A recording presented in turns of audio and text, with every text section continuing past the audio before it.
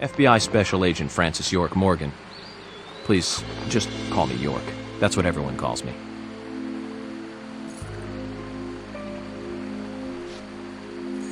Could you tell me why the FBI is so interested in a small-town homicide? Let's just say it's a personal interest in killers of young women. I'm always looking for new sample cases to help me with my profiling. Both our superiors have cleared this with each other. You can remain in command. You don't have a problem with this, do you? No. No problem. Just want to set things straight. Our small town has its share of problems. I'm the one fixing them one by one and maintaining peace and order. You can have your profiling sample, but I need you to understand that. Of course. Of course. By the way, George, I had a little accident with my car. Could you send someone to take care of it? Oh, and my clothes and luggage are still inside. All right. Don't worry. I'll get my assistant Thomas to take care of it. Do you need anything else? Thanks. That'll be all.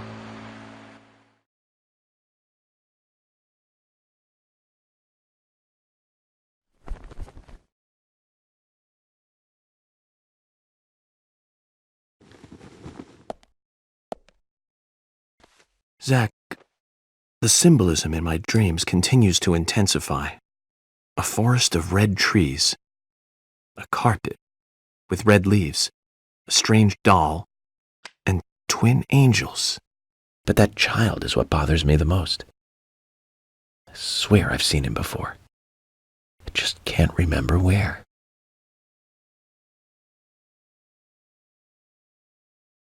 Well, it'll probably come back to me eventually. For now, we need coffee.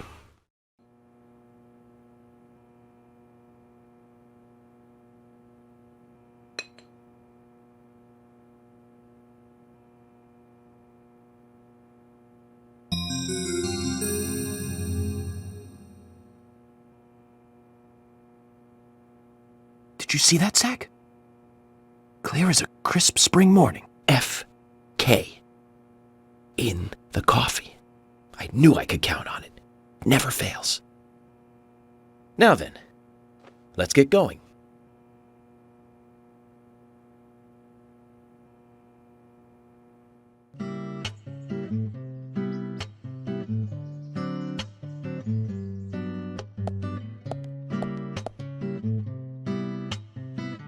A police car.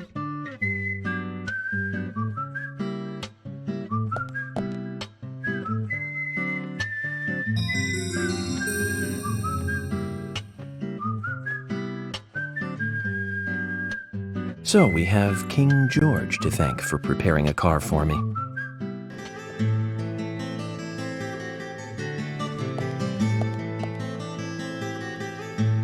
That's one fine building for such a small town. The exterior woodwork is spectacular. Don't you agree, Zach?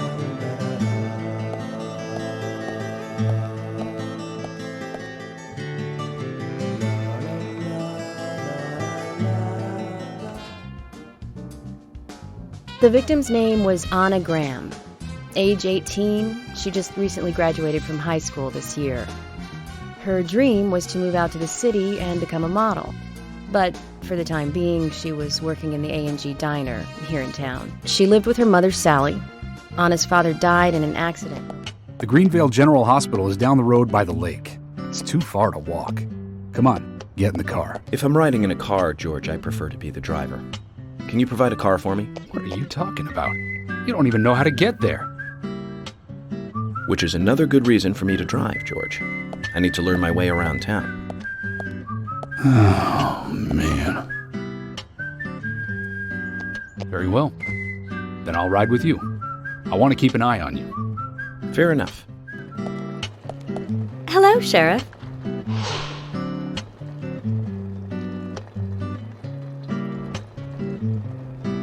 Hi there, Fiona. We're here to see Usha. Do you know where he is? I think Dr. Johnson is in the computer room. A computer computer room? In a hospital? Nice to meet you, Mr. FBI agent. The computer room is where our employees share a computer. Very nice to meet you, too. I'm FBI Special Agent Francis York Morgan. But how did you know I was FBI? Easy. None of the police in this town wear cologne. Besides, that scar on your face is the biggest rumor in town. Rumors get exaggerated as they spread, even in the countryside. What's that you're reading, if I may ask?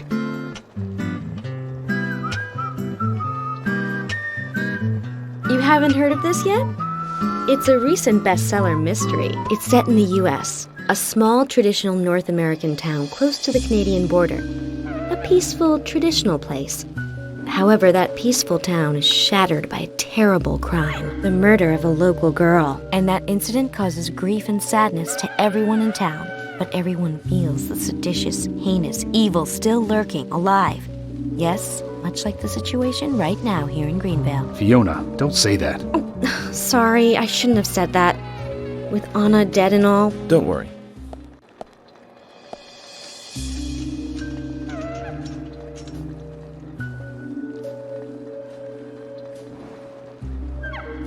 Who's that old man? That's Harry. Harry Stewart. One of the bigger problems around here. His father started up the lumber trade and founded this town. But he's a weird one, as I'm sure you can see. Always dressed like that, never speaking to the townsfolk. And just FYI, he owns almost the entire town. Not that that makes any difference. So long as I'm around, he won't be getting away with any funny business.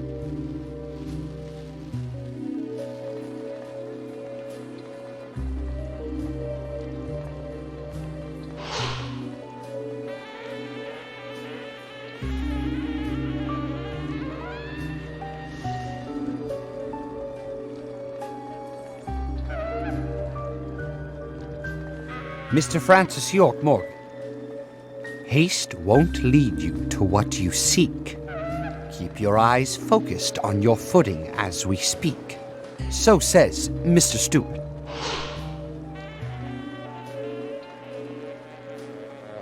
Nice to meet you, too. How did you know my name?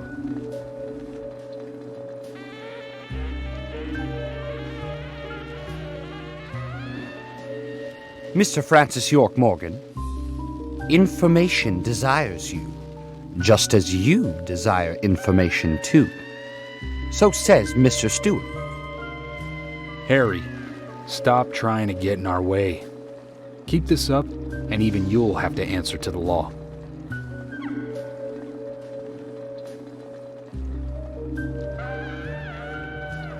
Mr. Francis York Morgan, with each rain our town goes mad. To our disdain, unpreventable. So sad. So says Mr. Stewart. Thanks for the warning. Then we shall depart, Mr. Francis York Morgan.